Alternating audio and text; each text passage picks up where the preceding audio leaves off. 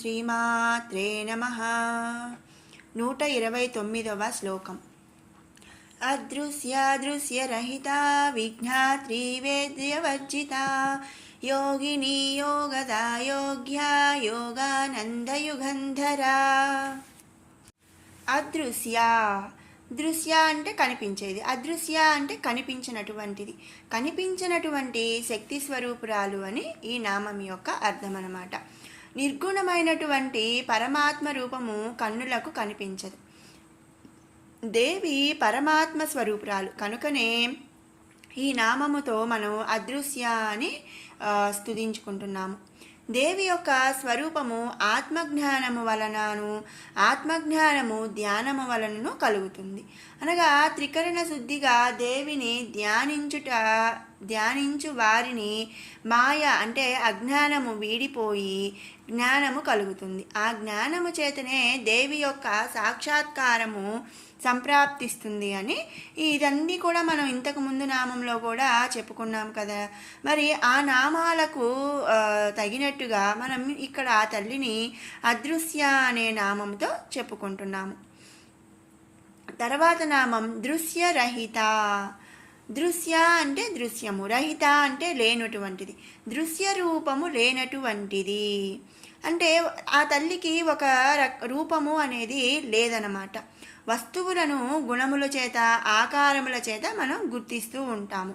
అంటే ఒక మనిషి ఉన్నారనుకోండి, ఒక మనిషిని మనం వర్ణించాలనుకోండి, లావుగా ఉంటారు, లేదా నల్లగా ఉంటారు, సన్నగా ఉంటారు, పొడవుగా, ఇలా మనం ఆకారాల చేత మనం చెప్తూ ఉంటాం. అలాగే గుణముల చేత ఎలా అంటే అది మెత్తగా ఉంటుంది, అంటే ఒక బాల్ ఉంది బంతి, అది మెత్తగా ఉంటుంది, లేదా ఒక వస్తువు అది గట్టిగా ఉంటుంది. వాటి గుణముల చేత మనం వేడిగా ఉంటుంది, ఇట్లా మనం చెప్తూ ఉంటాం కదా. వాటి గుణముల చేత మనం వస్తువులను గుర్తిస్తుంటాము. కానీ ఆ తల్లి గుణరహితురాలు, నిర్వికార స్వరూపురాలు అయినటువంటి పరమాత్మ స్వరూపురాలు కాబట్టి, పరమాత్మ స్వరూపురాలైనటువంటి దేవి కాబట్టి ఆ దేవిని మనం అదృశ్య అని ముందు నామంలో చెప్పుకున్నాము. మరి అదృశ్య అంటే కనిపించదు అంటే మరి ఆ ఒక దృశ్య రూపం అనేది లేనటువంటిది అర్థమే కాబట్టి మనం ఇక్కడ దృశ్యరహిత అని స్తుతించుకుంటున్నాము. తర్వాత నామం విజ్ఞాత్రి. జ్ఞానము చేత తెలుసుకొనతగినది అని ఈ నామము యొక్క అర్థం అన్నమాట. పరమాత్మ కర్మరహితుడు కనుక తెలుసుకొనతగిన వాడే కానీ తెలియతగినవాడు కాదు. కేవలము జ్ఞానము అంటే ఆ జ్ఞానము ఆత్మజ్ఞానమే కదండి. ఆ ఆత్మజ్ఞానము చేతనే పట్టుబడువాడు అని ఈ నామములో అర్థం అన్నమాట. కాబట్టి ఆ తల్లిని మనం విజ్ఞాత్రి అని స్తుతించుకుంటున్నాము. తర్వాత నామం వేద్యవర్జిత. వేద్యవర్జిత తనకంటే భిన్నమైనది మరొకటి లేనటువంటిది. ఈ సమస్త జగమునందు వ్యాపించి ఉన్నటువంటి శక్తి స్వరూపురాలు అని ఈ నామం యొక్క అర్థం. ఈ శక్తి కంటే ఉన్నతమైనది లేదా పోలినది భిన్నమైన శక్తి అనేది ఈ జగత్తులో మరొకటి లేదు. కాబట్టి దేవి కంటే తెలుసుకొనదగినటువంటి భిన్నమైనటువంటి శక్తి కూడా ఏది ఈ జగత్తునందు లేదు. కాబట్టి ఆ తల్లిని మనం వేద్యవర్జిత అని స్తుతించుకుంటున్నాం. తర్వాత నామం యోగిని. యోగ స్వరూపురాలు.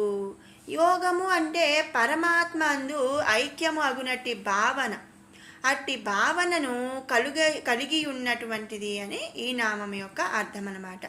ఇక్కడ దేవియే పరమాత్మ స్వరూపం కనుక పరమాత్మలో ఐక్యమగునటువంటి యోగమును తన భక్తులకు ప్రసాదించినట్టు శక్తి స్వరూపురాలని కూడా మనం ఈ నామానికి అర్థంగా భావించుకోవచ్చు.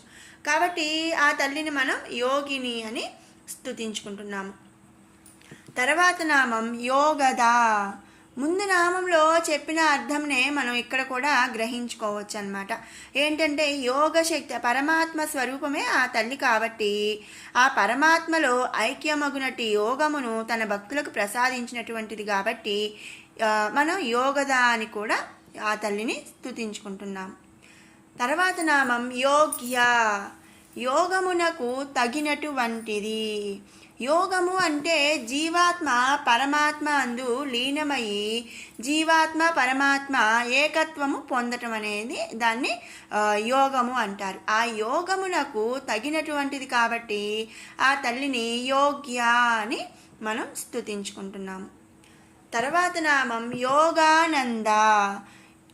యోగ అంటే యోగము, ఆనంద అంటే ఆనందమును కలిగి ఉన్నది. యోగము చేత ఆనందమును కలిగి ఉన్నది కాబట్టి ఆ తల్లిని యోగానంద అని స్తుతించుకుంటున్నాము. యోగము అంటే ఏకత్వమును పొందుట. శివశక్తి దేవిశక్తి సామరస్యమును పొంది ఉండుట చేత ఆనందమును కలిగి ఉన్నది. ఏకత్వం అంటే కలిసి ఉండుట కనుక దేవిశక్తి శివశక్తి కలిసి పరమేశ్వరుని అర్ధనారీశ్వర స్వరూపమును పొంది ఉన్నది. అటువంటి స్వరూపమును అంటే యోగమును పొందుట చేత దేవి ఆనందమును కలిగి ఉన్నదని మనం ఈ నామంలో గ్రహించవచ్చు. కాబట్టి ఆ తల్లిని మనం యోగానంద అని స్తుతించుకుంటున్నాము. ఇక తర్వాత నామం యుగంధర. ధర అంటే ధరించి ఉన్నటువంటిది.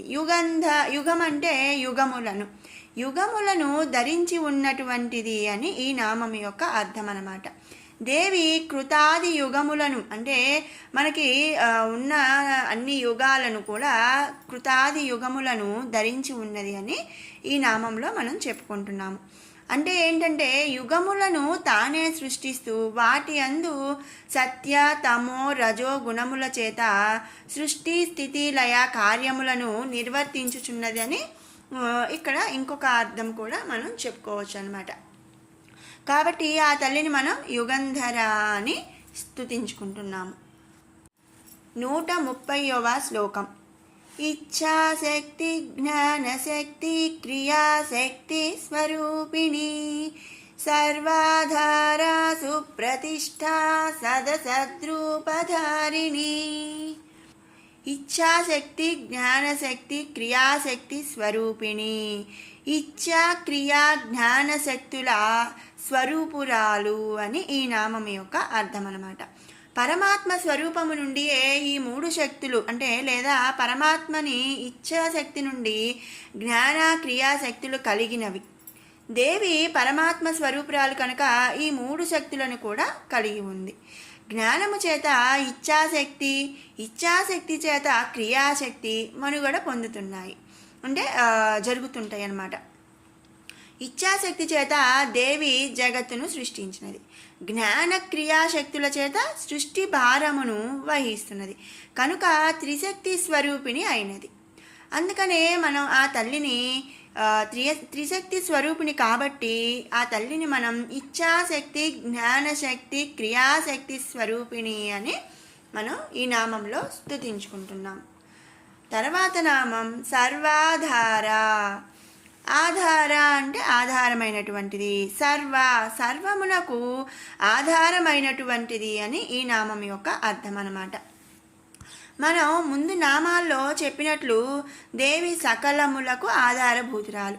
బ్రహ్మాది దేవతలందు పంచభూతములందు సకల ప్రాణకోటి అందు అంతర్యామిగా ఉన్నటువంటి స్వరూపము పరమాత్మ శక్తి స్వరూపము. రూపము లేనటువంటి అందు స్వరూపము కలిగి ఉన్న వాటి అందు ఉన్నటువంటి పరమాత్మ స్వరూపురాలు దేవియే కాబట్టి సకల జగత్తునకు కూడా అంటే లేదా సర్వమునకు కూడా దేవే ఆధారమై ఉన్నదని ఈ నామంలో మనం అర్థం చేసుకోవాలి. కాబట్టి ఇట్లా అంటే సర్వమునకు దేవే ఆధారమై ఉన్నది కాబట్టి ఆ తల్లిని మనం సర్వాధార అని స్తుతించుకుంటున్నాము. తర్వాత నామం సుప్రతిష్ఠ. సకల జగత్తునకు ప్రతిష్ఠ అధిష్టాన స్వరూపురాలు. సకల జగత్తును ధరించి ఉన్నటువంటి దేవి సకల జగత్తుకు ఆధారమైనటువంటి పరమాత్మ స్వరూపురాలైనటువంటి దేవి జగత్తునకు అధిష్టానమై ఉన్నది కాబట్టి ఆ తల్లిని మనం సుప్రతిష్ఠ అని స్తుతించుకుంటున్నాం. తర్వాత నామం సదసద్రూపధారిణి. సదసద్రూపధారిణి. ధారిణి అంటే ఆవరించి ఉన్నది.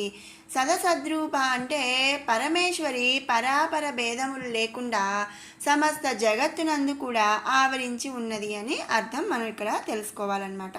చైతన్యమే పరబ్రహ్మ స్వరూపం.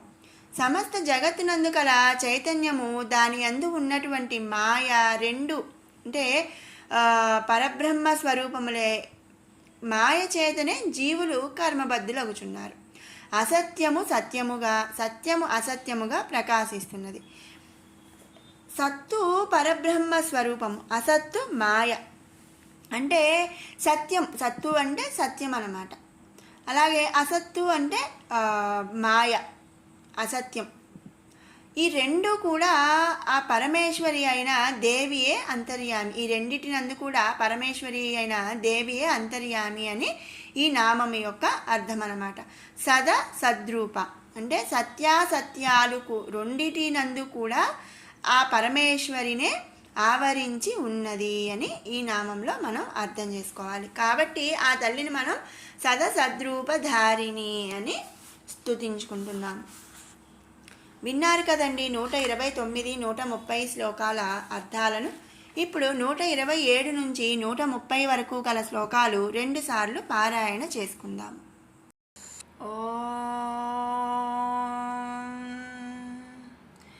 ధ్యానం అరుణాం కరుణాతరంగితాక్షీం ధృతపాశాంకుశపుష్పబాణచాపాం అణిమాధిభిరావృతాం మయూకైః అహమిత్యేవ విభావయే భవానీం.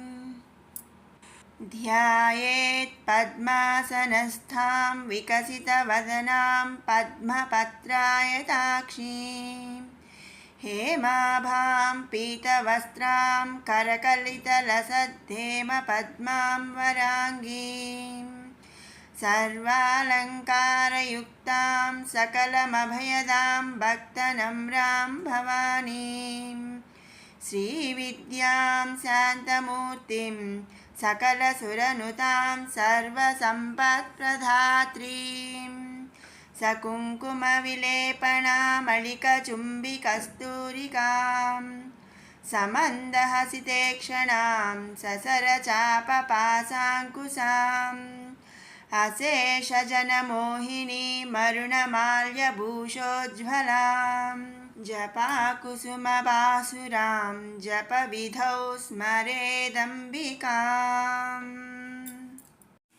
విశ్వగర్భా స్వర్ణగర్భా వరదా వాగధీశ్వరీ ధ్యానగమ్యా పరిచ్ఛేద్యా జ్ఞానదా జ్ఞానవిగ్రహా సర్వవేదాంత సంవేద్యా సత్యానందస్వరూపిణీ లోపాముద్రార్చితా లీలా క్లుప్త బ్రహ్మాండమండలా అదృశ్యాదృశ్యరహితా విఘ్నాత్రివేద్యవర్జితా యోగినీ యోగదా యోగ్యా యోగానందా యుగంధరా ఇచ్ఛాశక్తి జ్ఞానశక్తి క్రియాశక్తి స్వరూపిణీ సర్వాధారా సుప్రతిష్ఠా సదసద్రూపధారిణి. మరొక మారు పారాయణ చేసుకుందాము. విశ్వగర్భా స్వర్ణగర్భా వరదా వాగధీశ్వరీ ధ్యానగమ్యా పరిచ్ఛేద్యా జ్ఞానదా జ్ఞాన విగ్రహ సర్వవేదాంత సంవేద్యా సత్యానంద స్వరూపిణీ లోపాముద్రార్చితా లీలక్లుప్త బ్రహ్మాండమండలా అదృశ్యాదృశ్యరహితా విఘ్నాత్రివేద్యవర్జితా యోగినీ యోగదా యోగ్యా యోగానందయుగంధరా ఇచ్ఛాశక్తి జ్ఞానశక్తి క్రియాశక్తి స్వరూపిణీ సర్వాధారా సుప్రతిష్ఠా సదసద్రూపధారిణీ. ఓం శ్రీమాత్రే నమః.